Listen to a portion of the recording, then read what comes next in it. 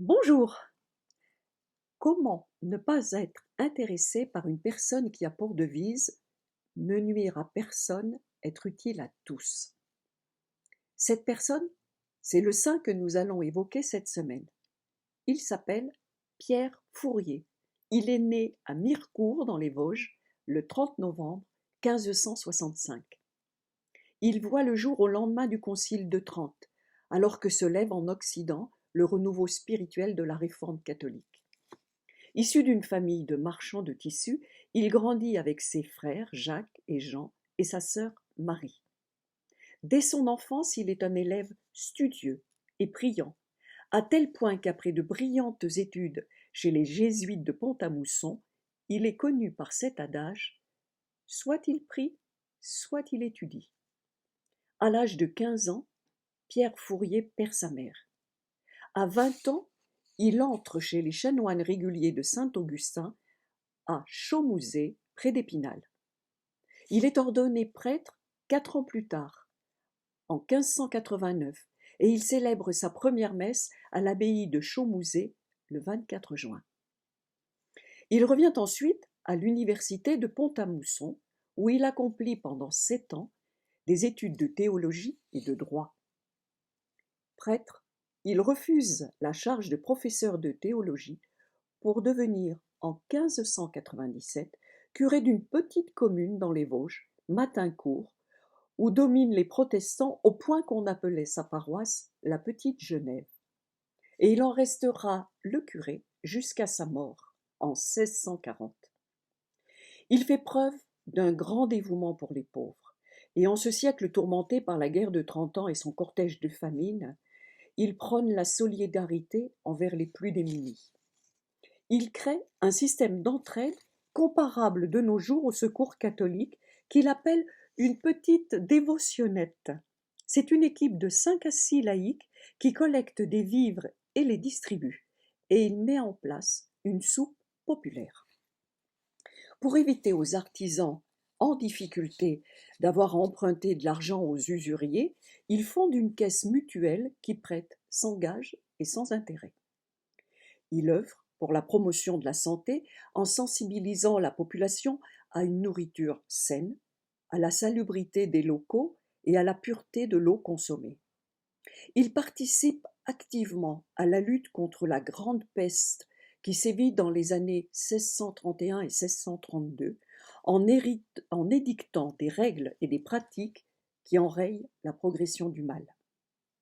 À des religieuses qui lui conseillent alors de quitter sa paroisse pour préserver sa vie, il répond: Mes bonnes sœurs, si vous saviez ce que c'est d'être curé, c'est-à-dire pasteur des peuples, père, mère, capitaine, garde, guide, sentinelle, médecin, avocat, procureur, intermédiaire, nourricier, exemple, miroir, tout à tous.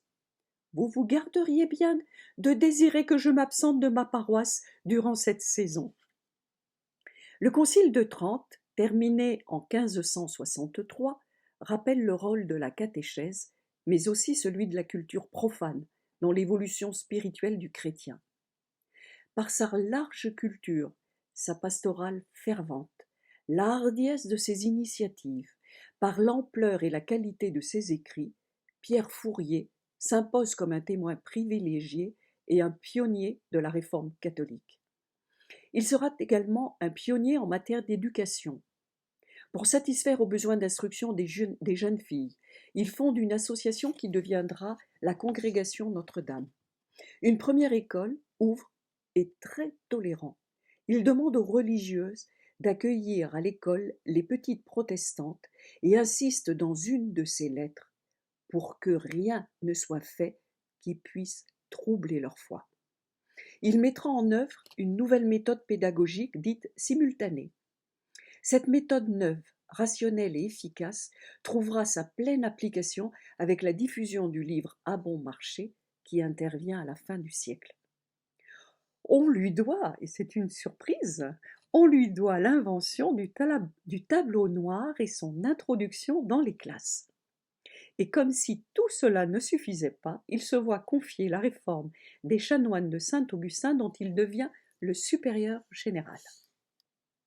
Les années de son existence, c'est-à-dire les dernières décennies du XVIe siècle et les premières du XVIIe, sont celles d'une mutation profonde du monde occidental. C'est l'expansion de l'humanisme, la diffusion du livre, mais c'est aussi une société qui passe d'une société plutôt terrienne à une société urbanisée et d'une économie rurale à une économie d'affaires. Il aura connu deux périodes historiques contrastées. D'une part, une première, brillante, féconde, celle du règne des ducs de Lorraine, dont il était le conseiller.